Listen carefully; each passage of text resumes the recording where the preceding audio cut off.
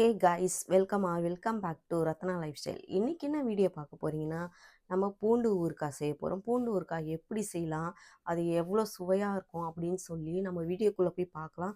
வீடியோக்குள்ளே போய் பார்க்கறதுக்கு முன்னாடி என் சேனல் லைக் பண்ணுங்கள், ஷேர் பண்ணுங்கள், கமெண்ட் பண்ணுங்கள், சப்ஸ்கிரைப் பண்ணுங்கள், பெல் ஐக்கானை கிளிக் பண்ணுங்கள். அப்போ தான் நான் வீடியோ போடுறதுக்கான நோட்டிஃபிகேஷன் உங்களுக்கு வரும். வாங்க ஃப்ரெண்ட்ஸ், இப்போ வீடியோக்குள்ளே போகலாம்.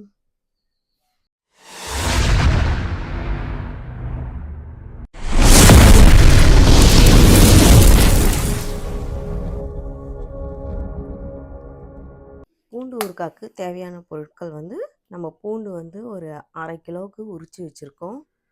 அதுக்கு நல்லெண்ணெய், பெருங்காயத்தூள், கடுகு, வெந்தயம், கருவேப்பிலை, உப்பு, தனி மிளகாத்தூள், காஷ்மீர் மிளகாத்தூள், அப்புறம் புளி. இதுதான் ஃப்ரெண்ட்ஸ் தேவையான பொருட்கள். இப்போ நம்ம எப்படி செய்யலான்னு பார்த்துக்கலாம் வாங்க. இப்போ கடுகு நான் 1 ஸ்பூன் சேர்த்துக்கிறேன். அதே மாதிரி வெந்தயமும் 1 ஸ்பூன் சேர்த்துக்கிறேன். இப்போ இது ரெண்டுத்தையும் நல்லா வறுத்து எடுத்துக்கணும். நல்லா பொரியணும். கடுகும் வெந்தயம் நல்லா செவந்து வரணும். அந்த அளவுக்கு நம்ம வறுத்து எடுத்துக்கணும். ஏன்னா நம்ம ஊறுகாய் செய்யும் போது இதுதான் நம்மளுக்கு நல்லா ஃப்ளேவர் கொடுக்கும்.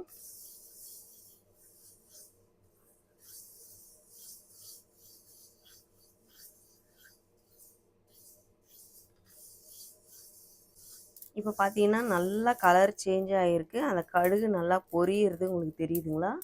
நல்லா வெடிக்குது பாருங்கள். இந்த அளவுக்கு நல்லா வறுபடணும்.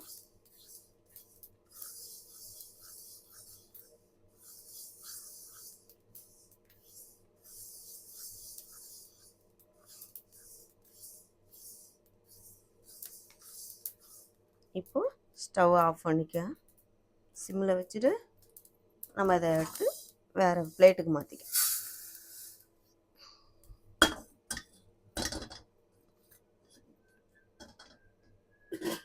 இப்போ இதுலேயே நம்ம நல்லெண்ணெய் சேர்த்துக்கலாம்.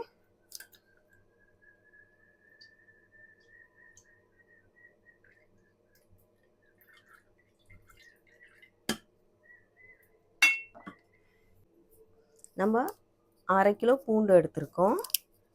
அந்த பூண்டு வேக வைக்கணும். அதுக்கு நல்லெண்ணெய் எப்படியோ ஒரு 1/4 கிலோவுக்கு மேலே ஊற்றணும்.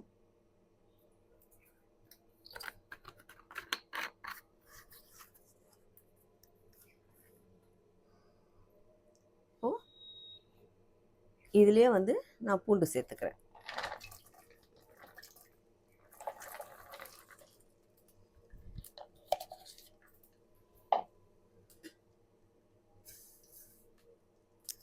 இப்போது இந்த பூண்டு நல்லா எண்ணெயிலேயே நல்லா வேகணும். நல்லா பொரிஞ்சு வரணும்.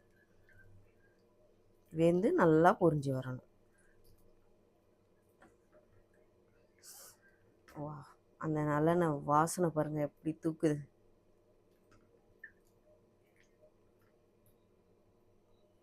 நல்லா பொரியட்டும். அதுக்குள்ளேயே நம்ம போய் இதை நல்லா அரைச்சி எடுத்துகிட்டு வந்துடலாம். பவுட்ரு பண்ணி எடுத்துகிட்டு வரணும். சின்ன ஜாரில் சேர்த்துக்கோங்க நல்லா பவுட்ராக. அப்படி சின்ன ஜாரில் இது மசியலைன்னா அம்மிக்கல் இருந்தாலும் நல்லா நைஸாக பவுட்ராக அரைச்சிக்கோங்க. நல்லா கொதிக்குது. பூண்டு இதில் நல்லா வேகணும். அந்த அளவுக்கு நல்லா கொஞ்சம் வேக விடுங்க. கலர் சேஞ்ச் ஆகணும். அந்த ஒயிட் கலர் கலர் சேஞ்ச் ஆகணும். அந்த அளவுக்கு பூண்டு வேகணும். அப்போ தான் நம்ம ஊறுகாய் நல்லா டேஸ்ட்டாக இருக்கும். இப்போ நம்ம பொடியை நல்லா அரைச்சி எடுத்துகிட்டு வந்தாச்சு.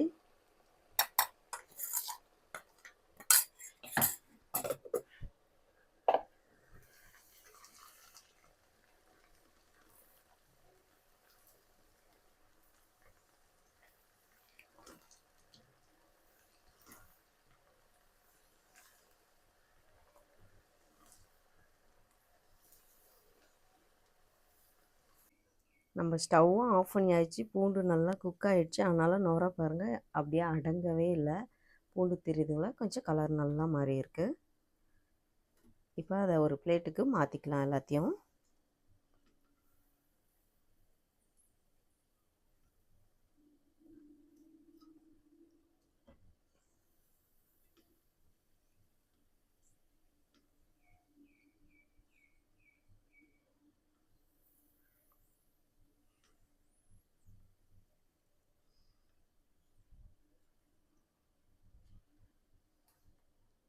பூண்டு நல்லா கொஞ்சம் ஆற வச்சிட்ட பிறகு நம்ம மிக்ஸி ஜாருக்கு சேர்த்து அரைச்சி எடுத்துக்கலாம். அப்படியே நுர அடங்கிட்டே வருது.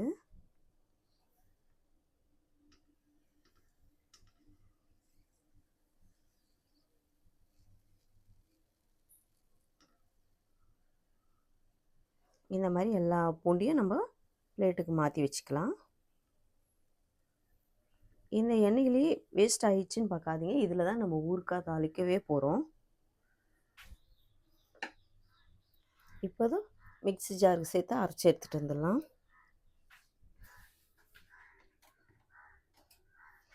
இப்போ இந்த ஆயிலே இதையும் சேர்த்துக்கலாம். அந்த பூண்டை அரைச்சிட்டு வந்திருக்கோம், அதையும் பேஸ்ட்டையும் சேர்த்துக்கலாம். சேர்த்துட்டதுக்கப்புறம் கடாயை பற்ற வச்சுக்கோங்க, இல்லைன்னா இது ரொம்ப தெளிக்கும்.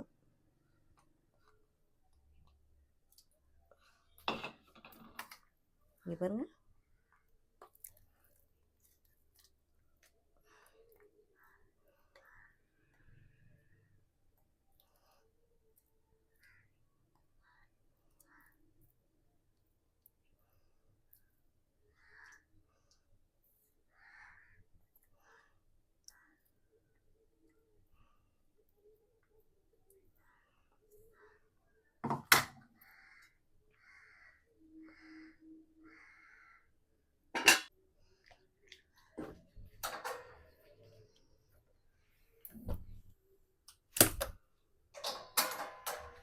இப்போது பற்ற வச்சுக்கணும், நல்லா மிக்ஸ் பண்ணிக்கலாம்.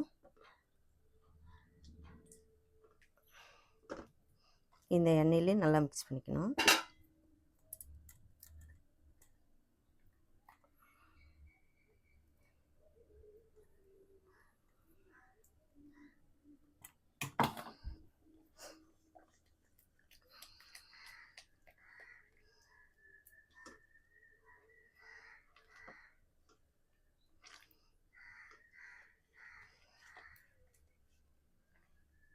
பார்த்து பொறுமையாக பண்ணிக்கோங்க, எண்ணெய்லாம் மேலே தெளிக்கும். அதனால் நம்ம பொறுமையாக கலரணும்.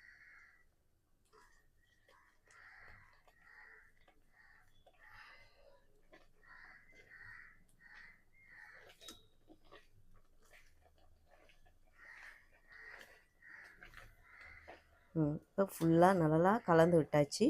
தீ கொஞ்சம் கம்மியாக வச்சுக்கோங்க, மேலே தெளிக்கும். இப்போ இது கூட வந்து நான் பெருங்காயம் சேர்த்துக்கிறேன், தூள் பெருங்காயம் சேர்த்துக்கிறேன்.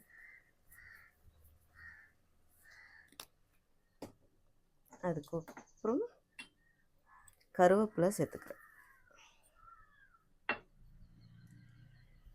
சால்ட்டு சேர்த்துக்கிறேன். சால்ட்டு தேவையான அளவு சேர்த்துக்கோங்க, உங்களுக்கு எவ்வளோ விருப்பமோ அதுக்கேற்ற மாதிரி சேர்த்துக்கோங்க. அப்புறம் தனி மிளகாத்தூள் தான் யூஸ் பண்ணணும், வீட்டில் அரைச்சி வச்ச மிளகாத்தூள் யூஸ் பண்ணக்கூடாது.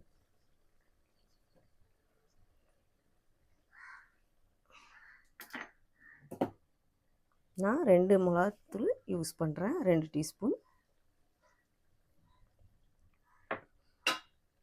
இப்போ எல்லாம் சேர்த்து நல்லா மிக்ஸ் பண்ணிக்கோங்க.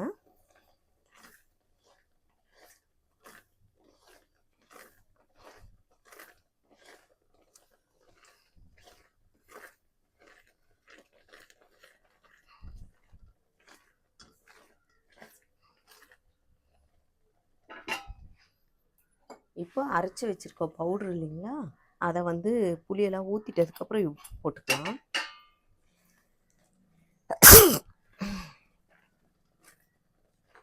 கொஞ்சம் இது பச்சை வாசனை போனோடனே நம்ம புளியை நல்லா ஒரு கைப்பிடி சைஸ் எடுத்து நல்லா கரைச்சி திக்காக வச்சுக்கோங்க.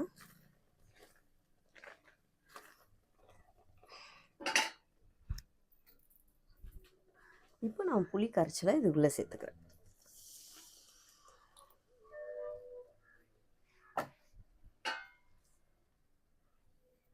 சேர்த்துட்டு நல்லா மிக்ஸ் பண்ணிக்கோங்க.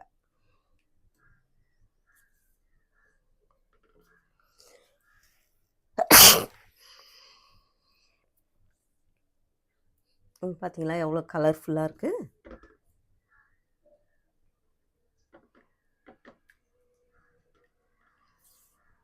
நல்லா மிக்ஸ் பண்ணிவிட்டு இப்போ மூடி போட்டு க்ளோஸ் பண்ணி வச்சுக்கலாம். இல்லைன்னா நல்லா தீ வைக்கும் போது கொதிக்கும் போது மேலெல்லாம் தெளிக்கும்.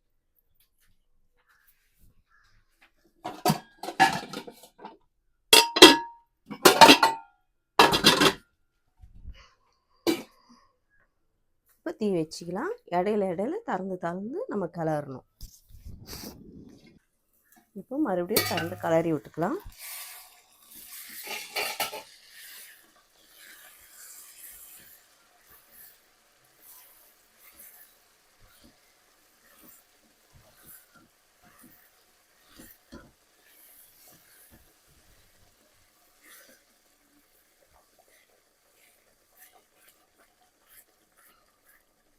கிளறும் போது ஃபுல்லாக ஸ்லிம்மில் வச்சுட்டு கிளறுங்க.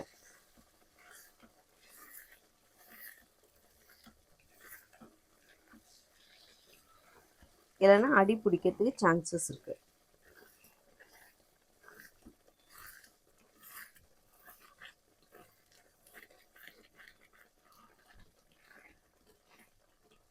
உப்பு மட்டும் கொஞ்சம் பார்த்துக்கலாம்.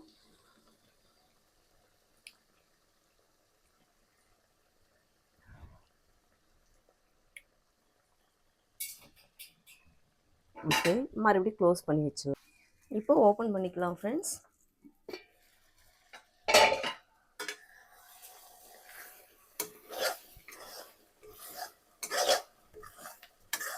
இப்போ இந்த ஸ்டேஜில் வந்து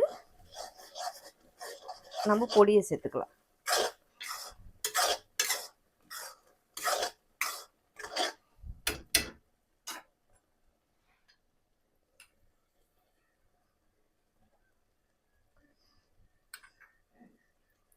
ஒரு 1.5 டீஸ்பூனுக்கு சேர்த்துக்கிறேன்.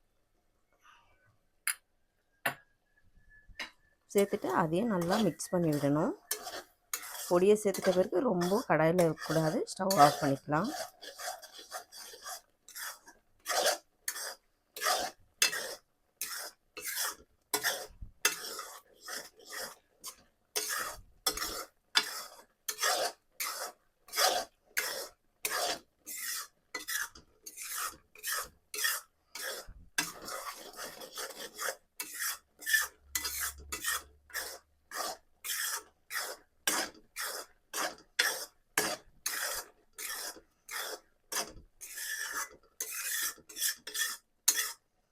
இப்போ ஸ்டவ் ஆஃப் பண்ணிக்கலாம். இது நல்லா ஆறினவுடனே ஒரு ஏர்டைட் பாக்ஸில் போட்டு வச்சுக்கலாம். இதை வந்து ஃப்ரிட்ஜில் தான் வைக்கணும் ஃப்ரெண்ட்ஸ். ஃப்ரிட்ஜில் வச்சிங்கன்னா ஒரு 3-4 மாதத்துக்கு வச்சு யூஸ் பண்ணிக்கலாம். இதை வந்து நீங்கள் தயிர் சாதத்துக்கு மட்டும் தான் சாப்பிட்ணும், சாம்பார் சாதத்துக்குன்னு இல்லை. நீங்கள் தோசை இருக்குது இல்லைங்களா, தோசைக்கு வந்து நம்ம மேலே அப்ளை பண்ணிவிட்டு பூண்டு தோசையாக சாப்பிட்லாம். அவ்வளோ சூப்பராக இருக்கும்.